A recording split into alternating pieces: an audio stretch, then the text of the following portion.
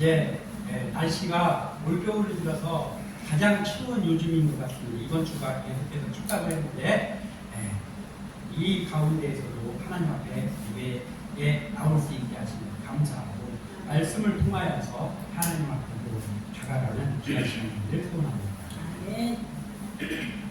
우리가 쓰는 그 말 중에 이런 말이 있잖아요. 천둥 벌거숭이다. 천둥 벌거숭이. 이 천둥 벌거숭이라는 말은 두려운 줄을 모르고 철없이 동벙거리거나 또는 함부로 날뛰는 사람. 그러니까 어디를 튈지 모르는 막 서두르고 그리고 실수하고 철없고 뭐 이런 상태를 천둥 벌거숭이라고 우리가 부르죠. 자, 우리가 믿음의 삶을 살고 있는 우리도 사실은 믿음이 성숙하지 못하면, 그래서 우리가 성령으로 온전해지지 못하고 성숙하지 못한 상황으로 신앙생활을 한다고 하면 우리의 모습이 마치 천둥 벌거숭이 같을 때가 없는가라는 거예요. 생각해보니까 많은 것 같아요. 깜냥에는 잘한다고 했는데 알고 보니까 실수하고, 그리고 너무 앞서가고 막 이럴 때 얼마나 많은지 모르겠어요. 천둥 벌거숭이 같은 그런 모습이 우리에게도 발견됩니다. 오늘 본문에는 이 천둥 벌거숭이 같은 그 형제를 소개하면서 말씀을 나누고자 합니다. 야고보와 요한 형제죠. 야고보와 요한 형제. 예수님께서 그 직접 별명을 지어주셨어요. 오늘 그게 본문이잖아요. 우레의 아들 보아너게 나왔어요. 예수님께서 이 별명을 지어준 건 마치 우레의 아들이라고 하면 천둥의 아들이라는 말하고 같은 말이잖아요. 그러니까 우리말로 하면 천둥 벌거숭이 같다라는 거예요. 천둥 벌거숭이. 이 야고보와 요한의 이 모습, 천둥 벌거숭이 같은 모습, 보아너게의 모습을 보면서 우리가 어떻게 하나님 앞에 서야 될지를 이들의 모습 속에서 발견하고 또 이들의 모습을 살펴보면서 우리가 주님 앞에 서기를 바랍니다.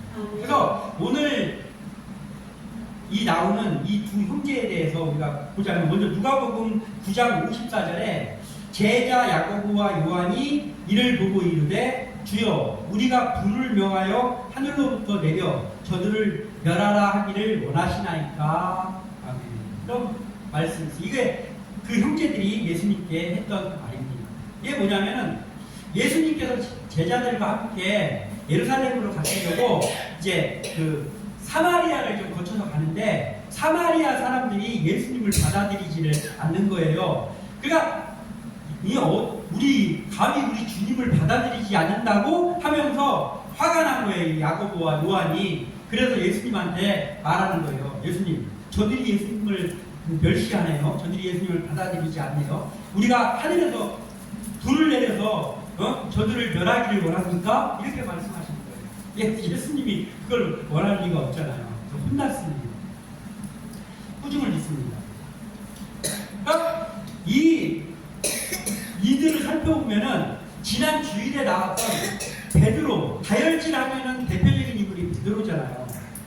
다혈질이고 서두르고, 또 지난주에 말씀을 나눌 때 욕심도 많고 질투도 많고, 그게 베드로라고 했잖아요. 근데 알고 보면 베드로 못지않게 다혈질이고 베드로 못지않게 욕심도 많고 서두르고 했던 사람들, 베드로에게 결코 밀리지 않는 사람들이 있었는데 이게 바로 이 형제입니다.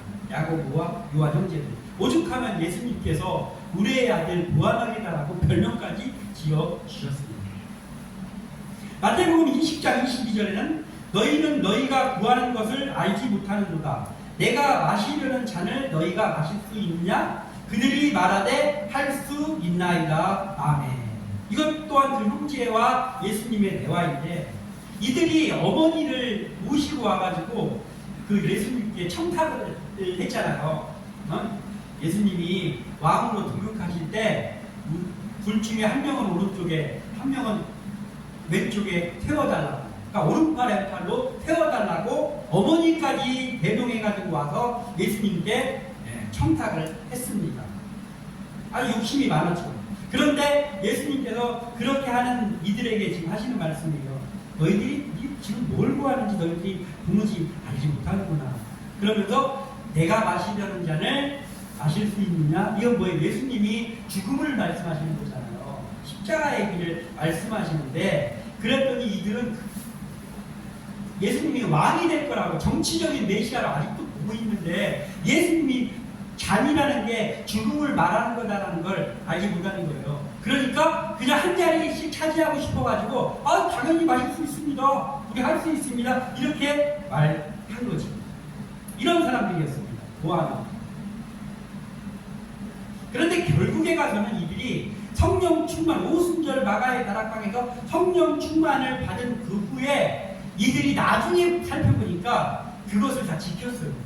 예수님께 지금 철없는 말을 했던 이 말을 이 형제들이 아주 착실하게 지킨 그러한 사람들입니다.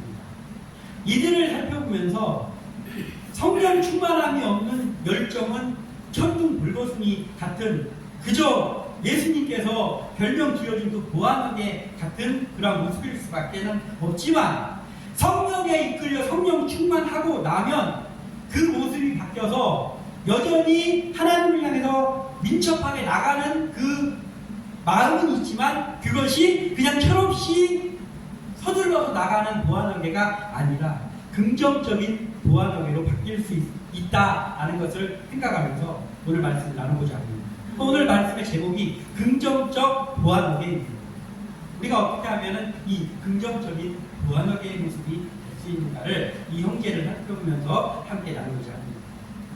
먼저 첫 번째로는 긍정적인 보안관계는 서두르는 것이 아니라 솔선수범하는 자세를 가져야 된다는 겁니다. 솔선수범하는 자세. 이 야고보와 요한은 예수님이 이들을 처음 부르셨을 때 업으로 살다가 예수님께 부름을 받잖아요.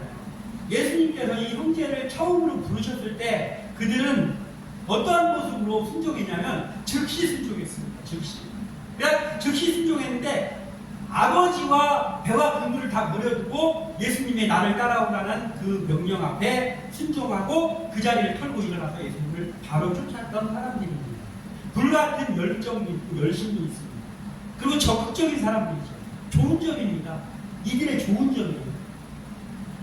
그러나 성령 충만이 없는 상태였잖아요. 그러니까 그들이 베드로처럼, 저번에 살펴본 베드로처럼 열정도 대단했고 열심도 있었어요. 그리고 적극적이었습니다. 그런데 예수님을 따라다니면서 베드로 못지않게 후중을 많이 들었던 부족한 사람들, 천둥 벌거숭이 같은 그런 사람들이었습니다. 그럼에도 불구하고 예수님께서는 이들을 계속해서 데리고 다니시면서 많이 이제 가르치셨죠. 그러고 보니까 예수님의 최측근 중에 측근, 많은 예수님을 따르는 사람이 있었고 그 중에서 대표적인 12제자가 있었고 그 중에서 또 대표적인 3명의 제자가 있었는데 그들이 모두 다였습니다. 베드로, 야고보, 요한. 그리고 모두가 서두르는 사람들이에요. 모두가 욕심도 많은 사람들이었습니다. 예수님의 원픽이 되고자 하는 마음도 베드로에 못지 않았어요. 그래서 청탁까지 했습니다. 그러면서 이 3 제자들은 또한 다른 제자들, 12제자 중에 다른 제자들이 같이 있지 않은 곳에도 여러 번 예수님과 갔던 그러한 일들도 있습니다. 야이로의 딸을 고치는 그 사건 때도 12제자 중에서 그 야이로의 딸을 살리는 그 기적을 베푸는 그 방에 예수님과 함께 갔던 사람은 이 베드로, 야고보, 요한 3명뿐이었습니다. 그리고 변화산에서 예수님의 그 변형된 모습을 보는 그 사건 앞에도 이 3명만 갔었어요. 다른 제자들은 거기에 참여하지 못했습니다. 또 마지막에 십자가를 앞두고 겟세마네 기도를 하는 순간에도 예수님은 이 3 제자를 예수님이 기도하는 그 가까운 곳까지 데리고 가서 거기서 예수님이 기도를 하셨죠. 그래서 예수님이 십자가를 두고 기도하는 모습까지 바라봤던 사람들이 이 3 제자입니다. 주님 옆에서 그 중요한 일들을 많이 경험하였고 그리고 그것을 함께 볼 수 있는 영광을 누린 사람들이었어요. 그러나 성령 충만하지 못했던 그때 야고보는 그냥 서두르고 앞서가고 그리고 예수님께 꾸중을 듣는 보아너게의 모습이었을 뿐입니다. 그냥 다혈질 예수님 제자. 그리고 가끔 가다가 예수님이 별로 기뻐하지 않을 것 같은 말을 내뱉고 행동을 했습니다. 철없는 제자였죠. 그런데 나중에 오순절에 성령이 임하셨던 그 후에 어떻게 됐습니까? 야고보가 드디어 참 제자가 됐습니다. 지난주에 베드로도 그랬잖아요. 그렇게 대책 안 서다가 오순절 성령 충만이 되고 난 그 후에 참 제자가 되었고 그 후에는 온전히 말씀만을 따라다니는 제자가 됐죠. 이 야고보도 그렇습니다. 야고보도 오순절 마가의 다락방에서 성령 충만으로 채워졌을 그 이후에 드디어 참 제자가 됐습니다. 다시 참 제자로 다시 태어났어요. 그리고 결국에 가서 이 야고보가 어떻게 됩니까? 야고보는 예수님의 제자들 중에서 가장 먼저 순교한 사람이잖아요. 스데반이 순교하기 전에 이미 야고보가 순교를 합니다.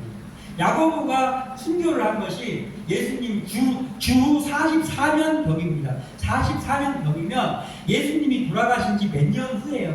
몇 년 후에 가장 처음으로 복음으로 인해서 그 참수형을 당한 제자가 야고보입니다.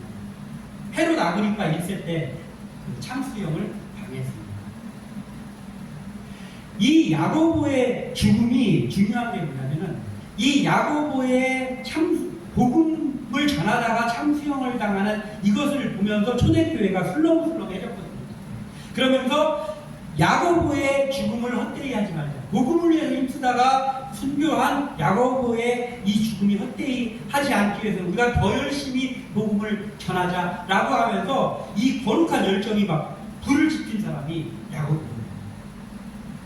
그러니까 드디어 오순절 마가의 다락방에서 성령을 받고 나서 야고보는 진짜 제자가 됐는데 이제는 쓸데없이 서두르는 보아너게가 아니라 긍정적인 보아너게가 됐어요. 하나님 앞에 가장 앞서서 솔선수범하면서 예수님의 일을 담당했던 제자다운 제자로 서게 됐던 그 사람이 바로 야고보입니다. 주님이 마신 잔을 가장 먼저 야고보가 결국은 마셨죠. 내가 마시려고 하는 그 잔을 마실 수 있느냐 했더니 아무것도 모르는 상태에서 한 자리 얻고 싶어가지고 왜 할 수 있습니다. 못할 게 무엇입니까? 라고 철없는 대답했던 야고보가 성령이 충만하고 났더니 솔선수범 그 행동을 통해서 예수님이 마셨던 그 잔을 가장 먼저 마시는 제자가 됐습니다. 복음을 위해서 죽임을 당한 것이 그 사건이잖아요. 그래서 사실은 우리도 예수님의 제자이고 예수님의 제자로 살아가고 싶은 사람들이잖아요. 그런데 우리가 늘 성령 충만을 강조할 수밖에 없는 이유가 이것 때문입니다. 우리가 성령 충만하지 않으면 이 두 형제처럼 또는 베드로처럼 그저 보아너게처럼 그렇게 서두르고 덤덤거리고 실수 범하고 이것만 할 수밖에 없다는 거죠. 그러나 우리가 진짜 제자로서의 역할을 감당하기 위해서 반드시 있어야 되는 역사가 성령 충만입니다. 아멘. 우리가 예배 자리에 앉아있다고 해서 성령 충만이 될 수 없습니다. 우리가 성령 충만한 것은 그냥 출석부에 이름이 기록되어 있고 교회에서 주일마다 와서 예배 드린다고 해서 성령 충만이 되는 게 아닙니다. 우리가 하나님 앞에 간구하고 하나님 앞에 예배하며 기도와 말씀을 통해서 가까이 가면서 끊임없이 우리가 주님만을 위해서 살기를 소원하면서 하나님 앞에 나아갈 때 그 하나님의 영이 우리 속에 임해 있어야 그래야 우리가 성령 충만한 것을 할 수 있는 거죠. 우리는 성령 충만한 삶을 위해서 항상 힘써야 되는 것이죠. 그래야 우리가 별 볼 일 없는 우레의 아들 보아너게가 아니라 이 야고보처럼 정말 제자다운 그러한 긍정적인 보아너게의 삶을 살게 될 수 있기 때문입니다. 우리가 이 말씀을 우리가 듣고 있는 우리가 성령 충만으로 늘 채워져 믿음의 본을 보이는 솔선수범하는 야고보와 같은 그러한 제자가 되기를 소원합니다. 그리고 또 하나는 긍정적 보완에는 서두름이 아니라 마지막까지 끝까지 충성을 다해야 된다라는 거예요. 이 모습을 잘 보여준 제자가 바로 요한이죠. 우리가 관계를 맺고 있는 사람들 중에서 우리와 보통 친한 사람, 더 나아가서 막역한 사이라고 하는 사람이 있잖아요. 근데 이 막역한 사이, 친분이 막역한 사이 그 사람하고 그리고 우리가 같이 일을 맡기기도 하고 일을 같이 할 수 있는 사람하고는 개념이 같은 개념이 아니란 말이에요. 이것을 만약에 같은 개념으로 두고 살아간다면 우리가 일을 그르치기가 쉽습니다. 그러니까 우리가 친한 사람하고 일을 같이 맡기면서 일을 같이 할 수 있는 사람은 다른 부류인 거죠. 그러니까 친한 사람은 뭐예요? 사랑해줘야 될 대상이에요. 그 사람이 뭘 잘하든 뭐가 어떻게 됐든 그거하고 상관없이 친한 사람, 막역한 사람은 뭐냐면 우리가 사랑으로 그 사람을 대해줘야 돼요. 사랑해줘야 될 대상인 거예요. 그런데 일을 맡기기도 하고 같이 일을 해야 될 사람은 동역자죠. 그러니까 동업자입니다. 동업자. 그러니까 다른 차원이에요. 그러니까 친한 사람, 친분이 있고 우리가 사랑해줘야 될 사람에게는 따로 어떠한 조건이 없어요. 조건이 없이 우리가 사랑해주면 되는 겁니다. 그러나 우리가 일을 맡기고 또 맡기도 하면서 같이 일해야 되는 동역자의 관계에 있을 때는 중요한 덕목들이 있단 말이에요. 이런 사람한테 일을 맡겨야 된다라는 어떠한 기준이 있단 말이에요. 그 기준 중에서 가장 중요한 기준이라고 하면 일을 맡길 수 있는, 이 사람한테 일을 같이 할 수 있고 맡길 수 있다라고 하는 사람이라고 하면 충성이 가장 중요합니다. 충성스러운 마음을 가지고 있지 않은 사람이 그냥 덤벙덤벙하고 이런 사람에게 일을 맡길 수 있습니까? 충성이 중요하죠. 그래서 고린도전서 4장 2절에는 그리고 맡은 자들에게 구할 것은 충성이니라라고 기록하고 있습니다. 예? 일을 맡은 사람, 특히나 주의 일을 맡은 사람에게 가장 중요한 덕목은 충성입니다. 믿음은 당연히 가지고 있는 우리의 것이 충성이 필요합니다. 요한은 자기 형인 야고보와 함께 불같은 열정을 가지고 있었죠. 열심도 있었죠. 그리고 적극적인 면도 가지고 있는 제자였습니다. 근데 요한도 마찬가지로 오순절 사건 이전에는 예수님을 늘 따라다녔지만 성령 충만하지 못했습니다. 성령의 사람들이 아니었어요. 그러니까 다혈길에 서두르고 그 예수님께 물의 아들 보아나기라는 별명으로 불리는 그러한 제자였습니다. 우리 충청도 사투리로 보자면 이런 사람들 있잖아요. 대책이 안 선다고. 예? 아이고. 하여튼간에 저 보면은 대책이 안 서. 이렇게 얘기하잖아요. 충청도에. 예, 이 요한이 대책이 안 서는 그런 면이 좀 있었어요. 그러나 주님은 요한에게서 그 요한의 마음 속에서 발견한 것이 있는 거다. 그러니까 이거 그렇다. 뭐냐면 이런 거예요.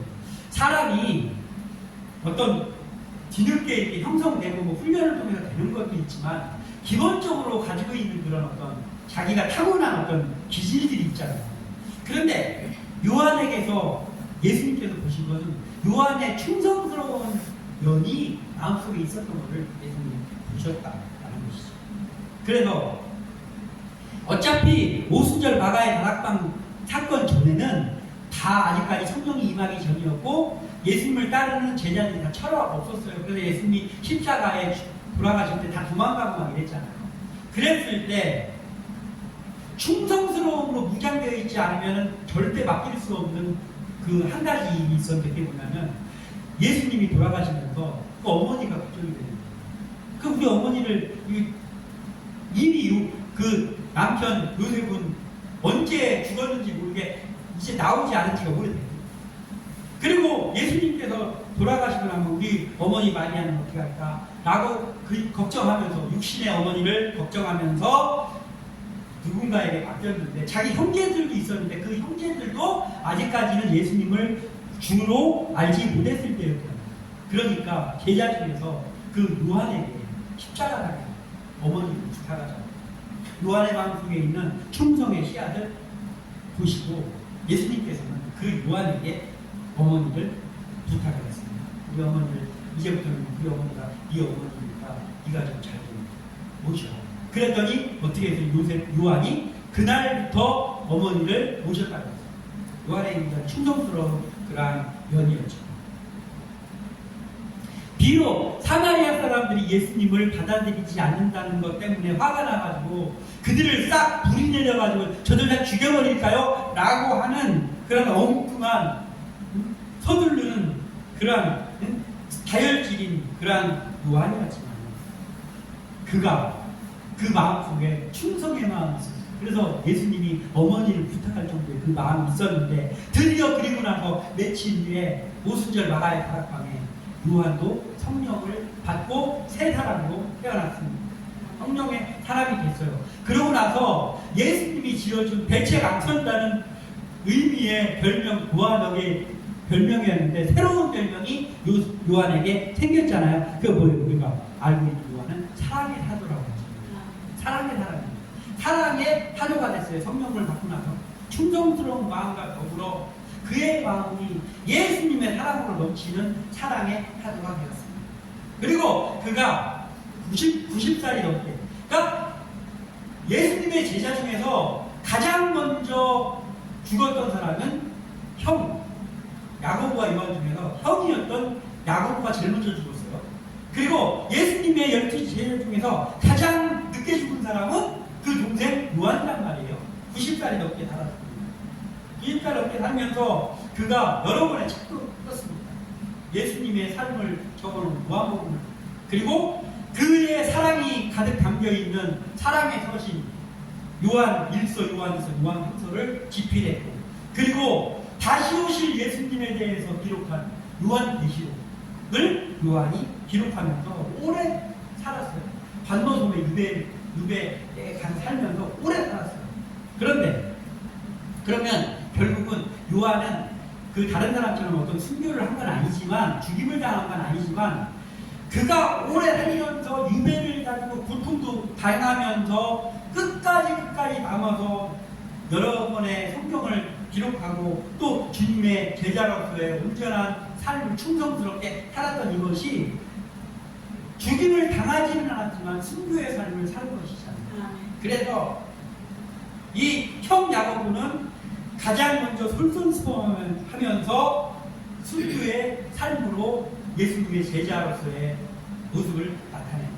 동생 요한은 마지막까지 끝까지 충성하면서 주님의 제자로서의 역할을 하며 살았으니 철없을 때 성령을 받기 전에 우리에게 한 자리 좀 주십시오 하고 뭐 사마리아인들을 다 불로 쓸어버립시다 라고 했던 이 사람들이지만 예수님이 묻는 그 질문 앞에 뜻도 알지 못한 채 할 수 있다고 대답했던 이 철없는 요한이었지만, 그렇지만 그가 성령 충만으로 다시 진정한 제자로 서고 났더니 결국에는 이들이 나중에 알게 될 거잖아요.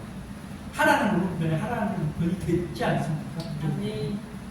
우리 좀 한 명은 영의정, 한 명은 좌의정 시켜주세요. 이걸 했었는데 그때 철없었는데 시간이 흘러서 성령 충만으로 진정한 제자의 역할을 감당하면서 긍정적인 보안업계가 되어서 살아갔더니 나중에 봤더니 이들이 가장 중요한 순간에 첫 페이지를, 마지막 페이지를 장식했다. 아멘. 주님의 오른팔 왼팔 되었습니다. 그리고 그 형은 순교를 통해서 예수님이 마셨던 잔을 마셨고, 또 요한은 죽임 안 당했으니까 그걸 안 마신 거고, 요한은 하나님께서 생명을 수화를 오래까지 살게 해주셨지만 온갖 고통을 견뎌가면서 살면서 충성스럽게 죽는 그 순간까지 주님의 일을 감당하는 또 다른 순교자의 삶을 살았습니다. 그래서 그 주님이 마셨던 잔을 기꺼이 마시는 제자가 됐잖아요. 그래서 우리도 야고보와 요한처럼 배체가 안 서는 모습이 내 스스로 발견할 때도 있고, 또는 그런 것을 해놓고도 내가 하는지도 모르고 지나가는 때가 참 많단 말이에요. 그렇지만 우리가 우리의 모습은 그런 부족함으로 가득 채워져 있지만 그래도 우리는 성령 충만을 구하는 그 마음을 가지고 계속해서 하나님 앞에 나아갈 때 우리의 마음속에 성령이 충만하기만 하다면 우리는 여전히 부족한 사람이지만 우리가 그저 서두르고 그저 실수투성이 보완하기와 같은 모습에서 성령 충만으로 인해서 성령님이 우리를 이끌어가는 삶을 살아갈 때 변화된 야고보와 요한처럼 긍정적인 보완으로 살아갈 수 있다고 믿습니다. 아멘. 우리 교회가 이러한 사람들이 많이 길러지는 교회가 되기를 소원하고 또 이곳에서 예배하는 우리가 그러한 사람으로 설 수 있기를 주님의 이름으로 축원합니다. 아멘. 기도합니다.